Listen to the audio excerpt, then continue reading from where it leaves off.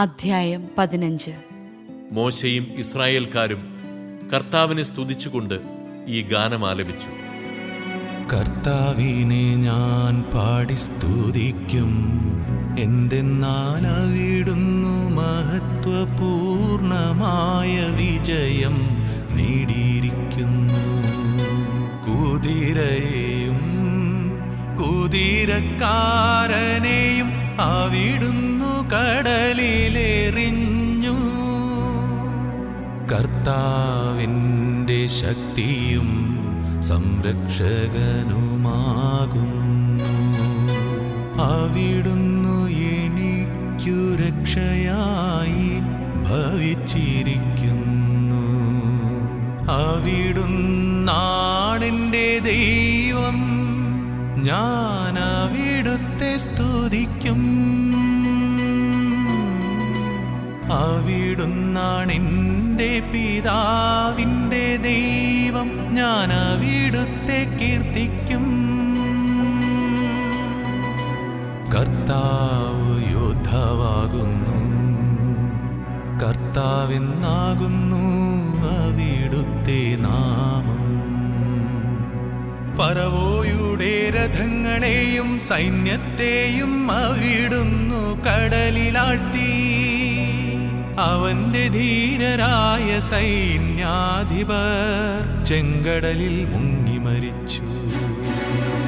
ആഴമേറിയ ജലം അവരെ മൂടി. അഗാധതയിലേക്കു കല്ലുപോലെ അവർ താണു. കർത്താവേ, അങ്ങയുടെ വലത്തുകൈ ശക്തിയാൽ മഹത്വമാർന്നിരിക്കുന്നു. കർത്താവേ, അങ്ങയുടെ വലത്തുകൈ ശത്രുവിനെ ചിതറിച്ചിരിക്കുന്നു. അനന്തമഹിമയാലങ്ങ് എതിരാളികളെ തകർക്കുന്നു. കോപാഗ്നി അയച്ച് വൈക്കോലെന്ന പോലെ അവരെ ദഹിപ്പിക്കുന്നു. അങ്ങയുടെ നിശ്വാസത്താൽ ജലം കുന്നുകൂടി. പ്രവാഹങ്ങൾ നിശ്ചലമായി. കടലിൻ്റെ ആഴങ്ങൾ ഉറഞ്ഞു കട്ടയായി. ശത്രു പറഞ്ഞു, ഞാനവരെ പിന്തുടർന്നു പിടികൂടും. അവരുടെ വസ്തുക്കൾ ഞാൻ കൊള്ളയടിച്ചു പങ്കുവെക്കും. എൻ്റെ അഭിലാഷം ഞാൻ പൂർത്തിയാക്കും. ഞാൻ വാളൂരും, എൻ്റെ കരം അവരെ സംഹരിക്കും. നിന്റെ കാറ്റു നീ വീശി കടൽ അവരെ മൂടി. ഈയക്കട്ടകൾ പോലെ അവർ ആഴിയുടെ ആഴത്തിലേക്കു താണു. കർത്താവേ, ദേവന്മാരിൽ അങ്ങേക്കു തുല്യനായാരുണ്ട്? കർത്താവേ, വിശുദ്ധിയാൽ മഹത്വപൂർണനും ശക്തമായ പ്രവർത്തനങ്ങളിൽ ഭീതിതനും അത്ഭുതങ്ങൾ പ്രവർത്തിക്കുന്നവനുമായ അങ്ങേക്കു തുല്യനായാരുണ്ട്? അങ്ങു വലത്തു കൈ നീട്ടി ഭൂമി അവരെ വിഴുങ്ങി. അങ്ങു വീണ്ടെടുത്ത ജനത്തെ കാരുണ്യത്തോടെ അങ്ങു നയിച്ചു. അങ്ങയുടെ വിശുദ്ധ വസതിയിലേക്ക് ശക്തിയാൽ അവിടുന്ന് അവരെ നയിച്ചു. ഇതു കേട്ട ജനതകൾ ഭയന്നു വിറച്ചു. ഫിലിസ്ത്യർ ആകുലരായി. ഏദോം പ്രഭുക്കന്മാർ പരിഭ്രാന്തരായി. മോവാബിലെ പ്രബലന്മാർ കിടിലം കൊണ്ടു. കാനാ പ്രായരായി. അങ്ങയുടെ ജനം കടന്നു പോകുന്നതുവരെ കർത്താവേ, അങ്ങു വീണ്ടെടുത്ത ജനം കടന്നു പോകുന്നതുവരെ ഭീതിയും പരിഭ്രാന്തിയും അവരെ കീഴ്പ്പെടുത്തുന്നു. അങ്ങയുടെ കരത്തിൻ്റെ ശക്തി അവരെ ശിലാതുല്യം നിശ്ചലരാക്കുന്നു. കർത്താവേ, അങ്ങ് അവരെ കൊണ്ടുവന്ന് അങ്ങയുടെ വിശുദ്ധമലയിൽ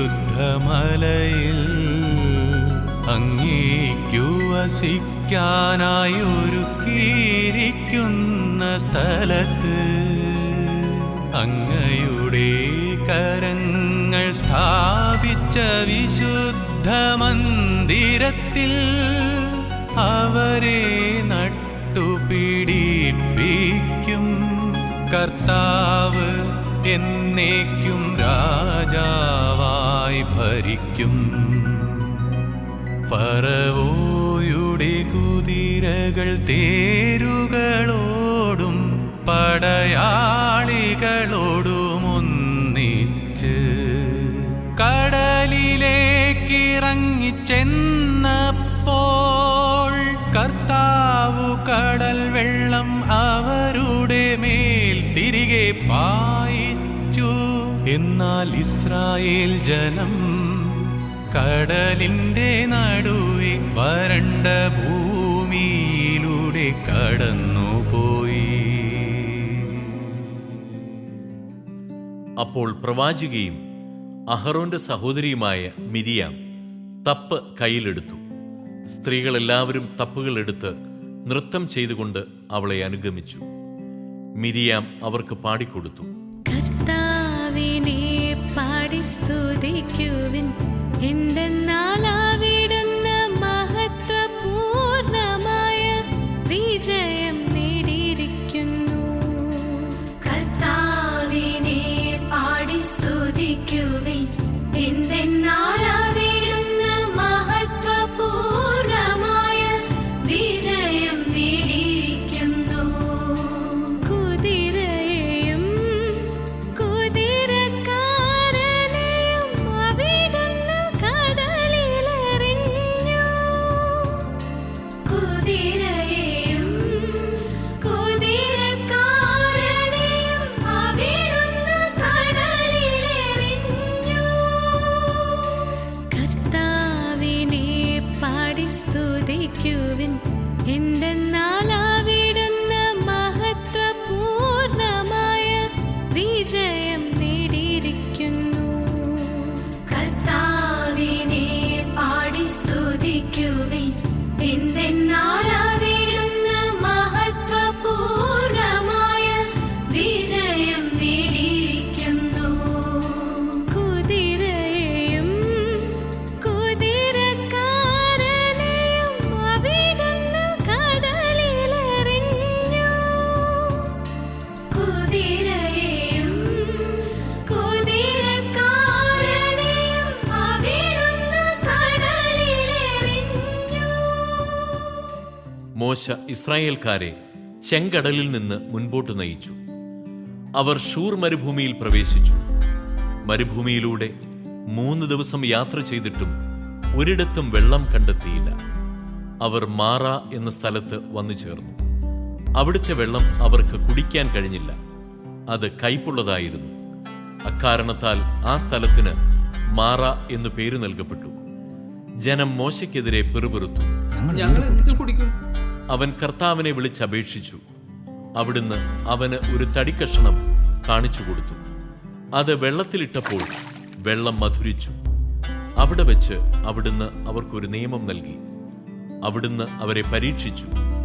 അവിടുന്ന് അരുളി ചെയ്തു, നീ നിന്റെ ദൈവമായ കർത്താവിന്റെ സ്വരം ശ്രദ്ധാപൂർവം ശ്രവിക്കുകയും അവിടുത്തെ ദൃഷ്ടിയിൽ ശരിയായത് പ്രവർത്തിക്കുകയും അവിടുത്തെ കൽപ്പനകൾ അനുസരിക്കുകയും ചട്ടങ്ങൾ പാലിക്കുകയും ചെയ്താൽ ഞാൻ ഈജിപ്തുകാരുടെ മേൽ വരുത്തിയ മഹാമാരികളിലൊന്നും നിന്റെ മേൽ വരുത്തുകയില്ല. ഞാൻ നിന്നെ സുഖപ്പെടുത്തുന്ന കർത്താവാണ്. അതിനുശേഷം അവർ ഏലിം ദേശത്ത് വന്നു. അവിടെ 12 നീരുറവകളും 70 ഈന്തപ്പനകളും ഉണ്ടായിരുന്നു.